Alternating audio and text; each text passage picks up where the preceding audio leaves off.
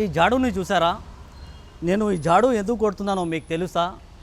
శేషప్పన్ అనే ఒక వ్యక్తి కర్ణాటకలో ప్రతిరోజు మర్సిడీస్ వాహనంలో వస్తాడు. వచ్చిన తర్వాత ఇలా ప్రతి వీధి జాడు కొట్టిన తర్వాత మధ్యాహ్నం వరకు అతను జాబ్ చేస్తాడు. తర్వాత స్వయంగా అతను బర్రెలు గొర్రెల వ్యాపారం పెట్టుకున్నారు. దానివల్ల అతను చాలా వరకు ధనవంతుడయ్యాడు.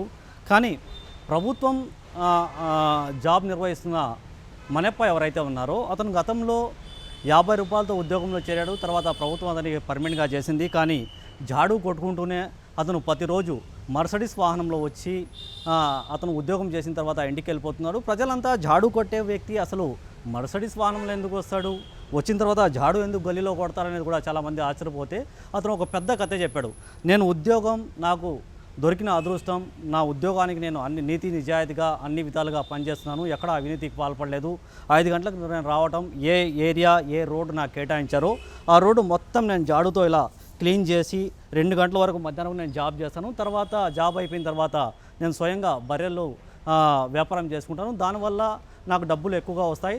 నేను జాడు కొట్టుకున్నంత మాత్రాన నాకు ఒక కోరిక ఉండేది, నేను పెద్ద పెద్ద కార్లో తిరగాలి, మర్సిడీస్ లాంటి వాహనాల్లో నేనే స్వయంగా డ్రైవింగ్ చేసుకుని వెళ్ళాలనేది నాకు ఒక కోరిక ఉంది. అందుకే అదనపు డబ్బుల కోసం నేను అదనంగా ఒక వ్యాపారం చేసుకుంటాను. ఆ వ్యాపారంలో వచ్చిన డబ్బులతోనే నేను ఈ కార్లో తిరుగుతున్నాను మాత్రమే. ఎక్కడ నేను అవినీతికి పాల్పడలేదు. కానీ నా ఉద్యోగాన్ని నీతి నిజాయితీగా పనిచేసుకుంటూ నేను వ్యాపారం చేసుకుంటాను అనేసి వన్నెప్ప అయితే ఆన్సర్ ఇచ్చిన పరిస్థితి.